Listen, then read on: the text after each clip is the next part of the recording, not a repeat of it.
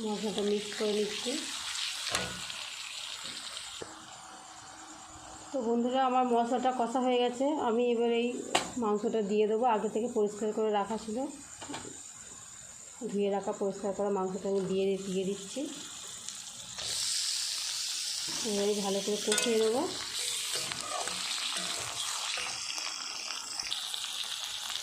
বন্ধুরা, মাংসটা ভালো করে কষিয়ে নিতে হবে। ভালো করে আমি কষিয়ে নিচ্ছি। এবার আমি যে টমেটোগুলো কেটে রেখেছিলাম টুকরোগুলো দিয়ে দেবো। আমি আগে দিইনি, কারণ মাংস সিদ্ধ হতে দেরি হয় টমেটো আগে দিলে।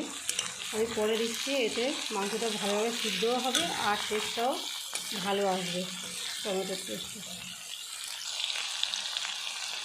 আমার টমেটো দেওয়া হয়ে গেছে। আমি এবার একটু নুন দিয়ে দিচ্ছি, যাতে টমেটোটা ভালো রকম সিদ্ধ হয়ে যায়। তার জন্য নুন দিয়ে দিলাম একটু।